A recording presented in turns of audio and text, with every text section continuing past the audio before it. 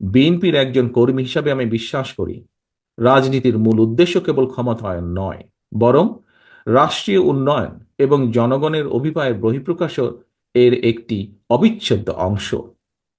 তবে আমি বিশ্বাস করি ভিন্ন ভিন্ন রাজনৈতিক ধারার মাঝেও বৃহত্তর পরিসরে আমাদের সবার মাঝে একটি বিষয় আদর্শিক ঐক্যমত রয়েছে, আর সেই বিষয়টি হলো একটি গণতান্ত্রিক বাংলাদেশ প্রতিষ্ঠা।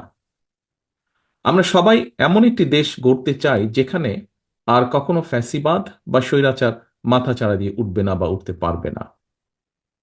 আমরা সবাই একটি স্বাধীন ও সার্বভৌম বাংলাদেশ চাই, যেখানে জনগণের অধিকার ও স্বাধীনতা কেউ কেড়ে নেবে না। আমরা সবাই একটি নিরাপদ ও সুরক্ষিত বাংলাদেশ চাই, যেখানে গণ আকাঙ্ক্ষার প্রতিফলন ঘটবে। নির্বাচিত ও জবাবদিহিমূলক সরকার নিশ্চিত করবে জনগণের মালিকানা ও অংশীদারিত্ব। উপস্থিত সুধীবৃন্দ, ফ্যাসিবাদের সময় আমরা তথাকথিত উন্নয়নের রাজনীতি দেখেছি, কিন্তু পতিত সেই রাজনীতির ভিত্তি ছিল দুর্নীতি, দুঃশাসন ও দুর্বৃত্তায়ন। অন্যদিকে জনগণের ভোটে বিএনপি যদি সরকার গঠন করে, আপনারা দেখতে পাবেন আমাদের 31 দফার আলোকে জনগণের ক্ষমতায়ন ও অংশীদারিত্বের রাজনীতি। আমাদের রাষ্ট্র পরিচালনার ভিত্তি হবে rule of law, human rights and freedom of expression. আমরা মনে করি একটি দেশে নির্বাচিত সরকারের প্রথম কাজ হচ্ছে রাষ্ট্রকে নিয়মতান্ত্রিক উপায়ে পরিচালনা করা, যেন রুলস বেসড অর্ডার ঠিক থাকে। রাষ্ট্রে যদি রুল অফ ল থাকে, অ্যাকাউন্টেবিলিটি অ্যান্ড গুড গভর্নেন্স থাকে, তাহলে ন্যাচারালি সেখানে সাস্টেনেবল এবং ইনক্লুসিভ ডেভেলপমেন্ট হবে। আওয়ামী লীগের মতন পরিবারতন্ত্র বা অলিগার্কি তৈরি হবে না। ডিভিশন এবং ডিসক্রিমিনেশন থাকবে না। সমাজের প্রতিটি স্তরে পলিটিসাইজেশন বা ইনস্টিটিউশনাল কলাপস ঘটবে না। আমরা যদি একটি রুল বেসড রাষ্ট্র কাঠামো নিয়ে আসতে পারি, সারা পৃথিবী থেকে প্রাইভেট ইনভেস্টমেন্ট এবং প্রাইভেট ক্যাপিটাল নিজ গতিতেই বাংলাদেশে আসবে। আমাদের পাবলিক সেক্টরের সাথে কাঁধে কাঁধ মিলিয়ে কাজ করবে, যা দেশের উন্নয়ন ও উৎপাদনে ভূমিকা রাখবে। প্রিয় উপস্থিতিবৃন্দ, আমরা নিশ্চিত করতে চাই, সর্বোচ্চ চেষ্টা থাকবে আমাদের, আগামীর বাংলাদেশে আর কোনো ব্যক্তি, এমনকি প্রধানমন্ত্রীও স্বৈরাচারী হয়ে ক্ষমতার অপব্যবহার যেন করতে না পারে বা পারবে না। রাষ্ট্রের সর্বোচ্চ পর্যায় থেকে শুরু করে সরকারের প্রতিটি লেভেলে চেষ্টা করা হবে নিশ্চিত করতে কেউ জবাবদিহিতার ঊর্ধ্বে নয়, কেউ আইনের ঊর্ধ্বে নয়। বিএনপি রাষ্ট্র পরিচালনার দায়িত্ব পেলে আমরা দলমত নির্বিশেষে প্রতিটি নাগরিকের মত প্রকাশের স্বাধীনতা নিশ্চিত করতে চাই। ঠিক যেভাবে আজ থেকে 2 দশক আগে বিএনপি সরকারের সময় বাংলাদেশে মিডিয়া নির্ভয়ে সরকারের সমালোচনা করতে পারত, কার্টুন আঁকতে পারত।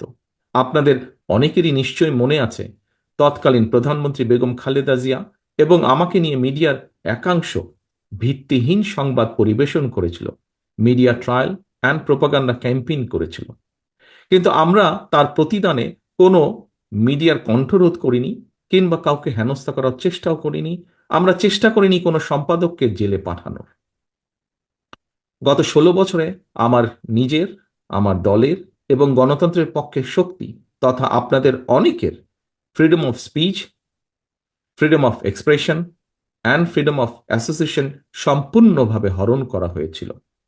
সে উপলব্ধিকে ধারণ করে আমরা all citizens including human rights activist, social influencers and জার্নালিস্টদের মতামত প্রকাশের স্বাধীনতা নিশ্চিত করার সর্বোচ্চ চেষ্টা করব ইনশাল্লাহ। আমাদের লক্ষ্য এমন একটি রাষ্ট্র কাঠামো গড়ে তোলা যেখানে ইউটিউব, ফেসবুক এবং আদার অনলাইন প্ল্যাটফর্মে নিজেদের ভাবনা প্রকাশের কারণে কিংবা প্রধানমন্ত্রী সহ গুরুত্বপূর্ণ ব্যক্তিদের বিষয় মন্তব্যের দায়ে কাউকে যেন হেনস্থা করা না হয়। সত্য গোপন করতে main stream and social media যেন বাধ্য না থাকে, তেমনি মিথ্যা তথ্য দিয়ে সেটি প্রচারেও সরকার কাউকে চাপ দেবে না। তবে প্রিয় উপস্থিতবৃন্দ, দেশ গঠনের দায়িত্ব সবার এবং আমরা মিডিয়ার নিউট্রাল এবং অবজেক্টিভ রোল প্রত্যাশা করি। Extrajudicial killing, enforced disappearance, excessive use of force, politically motivated trial, mass arrest without warrant, and gross human rights violationের যে ভয়ের সংস্কৃতি গত ১৬ বছরে গড়ে উঠেছিল, জনগণের ভোটে নির্বাচিত বিএনপি সরকারের সর্বোচ্চ চেষ্টা থাকবে সেটি নির্মূল করার জন্য। ইউনিভার্সাল ডিক্লারেশন অফ হিউম্যান রাইটসের অনুসারে আমরা নিশ্চিত করার চেষ্টা করব প্রতিটি নাগরিকের মানবিক ও মৌলিক স্বাধীনতা। উপস্থিত সম্মানিত সুধীবৃন্দ, ক্ষমতার পরিবর্তন মানে কেবল একটি দল থেকে অন্য দলের কাছে রাষ্ট্রের ক্ষমতা হস্তান্তর নয়, বরং ক্ষমতার পালাবদলে এমন একটি রাজনৈতিক সংস্কৃতির সূচনা হওয়া উচিত যেখানে সমাজের পরিবর্তিত অবস্থা ও জনগণের আকাঙ্ক্ষার প্রতিফলন থাকবে বা দেখা যাবে। ফ্যাসিবাদের পতনের পর গত ৩ মাসে বিএনপির জাতীয় নেতৃবৃন্দ এমন অনেক উদ্যোগ গ্রহণ করেছেন যাতে রাজনীতিতে আধুনিকায়নের উন্মেষ ঘটে। সেই সব উদ্যোগকে তারুণ্যের উদ্দীপনায় দেশ জুড়ে প্রতিপালন করেছে বিএনপির তৃণমূল। ফলে আপনারা দেখেছেন অতীতের মতোই কিভাবে বিএনপির নেতাকর্মীরা বন্যার সময় সর্বোচ্চ সাংগঠনিক শক্তি ও সাহায্য নিয়ে জনগণের পাশে দাঁড়িয়েছে, গণ অভ্যুত্থানে শহীদ ও আহত পরিবারগুলোকে আন্তরিক সহায়তা প্রদানের চেষ্টা করেছে, জনদুর্ভোগ এড়াতে মোটরসাইকেল বহর বা শোভাযাত্রা থেকে নিজেদের বিরত রেখেছে বা রাখার চেষ্টা করছে, পলিটিক্যাল প্রোগ্রাম শেষে অত্র স্থান ক্লিন এবং টাইডি রাখার চেষ্টা করছে, নগরের দেওয়াল থেকে ব্যানার এবং পোস্টারগুলো অপসারণ করছে বা করার চেষ্টা করছে, ত্বরান্বিত করার চেষ্টা করছে জনসম্পৃক্ত এবং সমাজ বান্ধব রাজনীতিকে।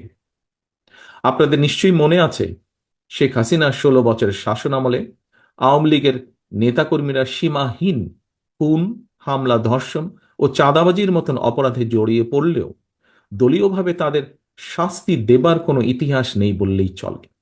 সাম্প্রতিক ঘটনাবলী থেকে দেখা যায় ১৫০০-এরও অধিক গণতান্ত্রিক মানুষকে গণ অভ্যুত্থানে হত্যা করার পরেও আওয়ামী লীগের কোনো নেতার কোনো অনুতাপ, অনুশোচনা বা আত্মসমালোচনার নজির নেই।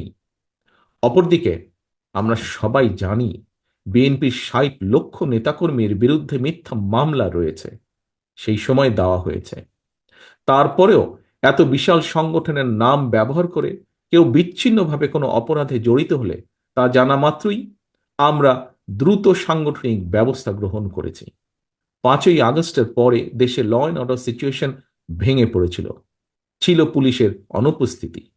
সেই সময় দলীয়ভাবে বিএনপি সাধারণ মানুষের পাশে দাঁড়িয়েছে, দেশকে আগলে রাখার চেষ্টা করেছে, নিশ্চিত করার চেষ্টা করেছে জননিরাপত্তা এবং রাষ্ট্রের স্থিতিশীলতা, প্রতিহিংসার রাজনীতিতে না জড়িয়ে সহিংসতাকে প্রতিহত করেছে এবং সহ অবস্থান নিশ্চিত করেছে।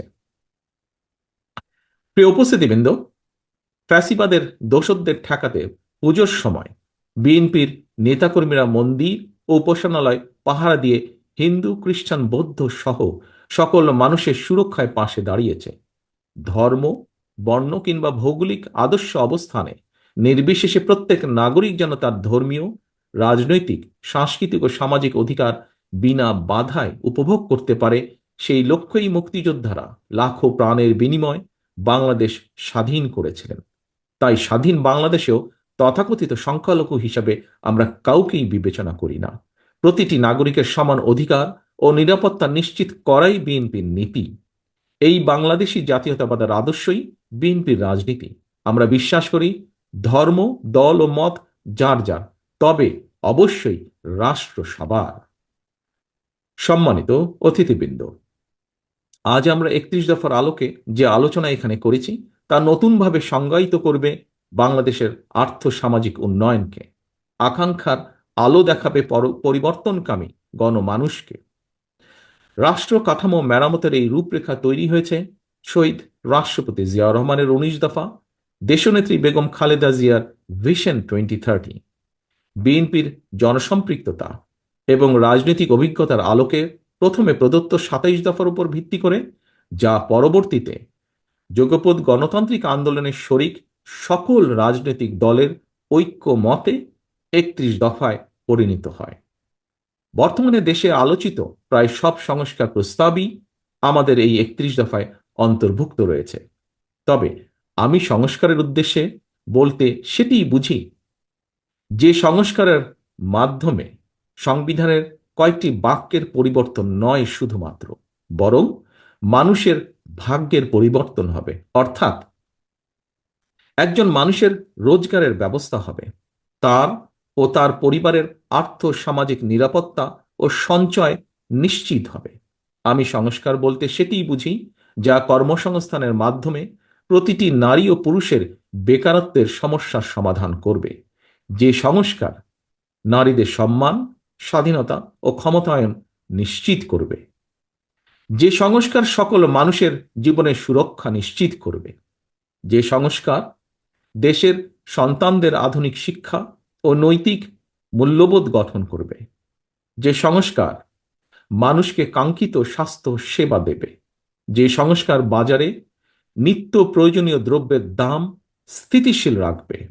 আমি সংস্কার বলতে সেটিই বুঝি যা কৃষক, শ্রমিক সহ সকল কর্মজীবী মেহনতি মানুষের ন্যায্য ও প্রাপ্য মজুরি নিশ্চিত করবে। প্রিয় উপস্থিতিবৃন্দ, বাংলাদেশে স্বৈরাচারী ব্যবস্থা যেন আর পুনরাবৃত্তি না ঘটে সেটি নিশ্চিত করতে বিএনপি সংবিধানে এমন ব্যবস্থা রাখতে চায় যাতে কেউ পরপর দুবারের বেশি প্রধানমন্ত্রী হতে না পারে। আমরা আইন, বিচার ও নির্বাহী বিভাগের মধ্যে ক্ষমতার ভারসাম্য রাখতে চাই। রাষ্ট্র পরিচালনায় সমাজের জ্ঞানী গুণীদের প্রতিনিধিত্ব এবং অংশগ্রহণ নিশ্চিত করতে দ্বিকক্ষ বা বাইক্যামেরাল পার্লামেন্ট সিস্টেম প্রবর্তন করতে চাই। আমাদের লক্ষ্য তরুণ ও বেকারদের জন্য কর্মসংস্থান, আর কর্মসংস্থান না হওয়া পর্যন্ত যোগ্যতা অনুযায়ী বেকার ভাতা প্রবর্তন। আমরা নিশ্চিত করতে চাই সর্বস্তরে নারীর অংশগ্রহণ, তৃণমূলের ক্ষমতায়ন এবং আবারও ঐতিহাসিক খাল কাটা কর্মসূচির বাস্তবায়ন। Health care, education, agriculture, energy, climate and economy সব ক্ষেত্রে আমরা আনার চেষ্টা করতে চাই, আনতে চাই যুগোপযোগী আমূল পরিবর্তন, যেন তৈরি হয় স্কিলড হিউম্যান রিসোর্স, বৃদ্ধি পায় export oriented industries and national remittance, স্থাপিত হয় মেধাভিত্তিক রাষ্ট্র ব্যবস্থা। Decentralisation of power, universal health coverage, fair prices for farmers and producers, need-based education and multilingual training, multi-modal communication system, housing facilities and social benefits for all. এই পরিবর্তনগুলো ধর্ম, বর্ণ, গোত্র, গোষ্ঠীর সমতল পাহাড়ি নির্বিশেষে সুষম ও সম অধিকারে আধুনিক বাংলাদেশ নির্মাণে একটি ঐক্যমতের ভিশন বলে আমরা মনে করি। পরিবেশ পরিস্থিতি, দেশের প্রয়োজন এবং মানুষের চাহিদার সাথে মানিয়ে নিতে ৩১ দফাকে সংযোজন, বিয়োজন, পুনর্বাসন বা পরিবর্তিত অবশ্যই করা যেতে পারে। তবে তা হবে stakeholder consultation and public কনসেনসাসের মাধ্যমে। সময়ের সাথে এই ৩১ দফাই একদিন আমাদের দীর্ঘমেয়াদী লক্ষ্য তথা সুখী ও স্বনির্ভর বাংলাদেশ অর্জনের দ্বার উন্মোচন করবে বলে ব্যক্তিগতভাবে আমি বিশ্বাস করি, যা বিশ্ব মানচিত্রে পরিচিত হবে কৃষিতে স্বয়ংসম্পূর্ণ, শিল্পায়নে সাফল্যমণ্ডিত, অর্থনীতিতে গতিশীল, মানব সম্পদ সমৃদ্ধ এবং সামাজিকভাবে ঐক্যবদ্ধ একটি প্রগতিশীল রাষ্ট্র হিসাবে। সম্মানিত অতিথিবৃন্দ, বিএনপির একজন কর্মী হিসাবে আমি বিশ্বাস করি রাজনীতির মূল উদ্দেশ্য কেবল ক্ষমতায়ন নয়, বরং রাষ্ট্রীয় উন্নয়ন এবং জনগণের অভিপ্রায়ের বহিঃপ্রকাশ এর একটি অবিচ্ছেদ্য অংশ। আজকে আমরা যারা এখানে সমবেত হয়েছি, দেশে বিদেশে আমরা যারা বাংলাদেশের উন্নয়ন নিয়ে সবসময় ভাবি, আমাদের গড়ে তুলতে হবে একটি inclusive, liberal and Democratic Bangladesh. আমাদের সবাইকে এক হয়ে এগিয়ে যেতে হবে বহু দূরে। এই অগ্রযাত্রার গতি হবে ফাস্ট বাট স্টেডি, লক্ষ্য হতে হবে সুনির্দিষ্ট। জাতীয় ঐতিহ্য ও অতীতের ভালো অর্জনগুলোকে ধারণ করে আমাদের চেতনা এবং দায়বদ্ধতাকে হতে হবে ভবিষ্যৎমুখী। গণতান্ত্রিক ধারার রাষ্ট্র পরিচালনায় আবদ্ধ থাকলে চলবে না। শুধু আমাদের উৎসাহ দিতে হবে আধুনিকতাকে, বরণ করে নিতে হবে অভিনবত্বকে, সামনের দিকে দৃষ্টিপাত করে আলিঙ্গন করে নিতে হবে সমাজের বিভিন্ন শ্রেণী পেশা মানুষের চিন্তাধারাকে, যা পরবর্তীতে পরিবর্তন করবে রাজনৈতিক সংস্কৃতিকেও। আপনাদের সকলকে আমার বক্তব্য ধৈর্য সহকারে শোনার জন্য ধন্যবাদ জানিয়ে পরিশেষে আমি বলতে চাই, গত ১৬ বছর ধরে এবং জুলাই আগস্টের অভ্যুত্থানে যারা ফ্যাসিবাদ বিরোধী আন্দোলনে সম্পৃক্ত ছিলেন, গণতন্ত্রের পক্ষের প্রতিটি ব্যক্তি, দল, সংগঠন ও গোষ্ঠী তাদের সকলের আত্মত্যাগের যথাযথ স্বীকৃতি দিয়ে প্রতিটি শ্রেণী পেশার মানুষের অংশগ্রহণমূলককে সম্মান জানিয়ে লুণ্ঠিত ভোটের অধিকার ফিরিয়ে এনে এবং জনগণের ম্যান্ডেট নিয়ে একটি সত্যিকার গণতান্ত্রিক বাংলাদেশ প্রতিষ্ঠা করাই আমাদের সমন্বিত অগ্রাধিকার।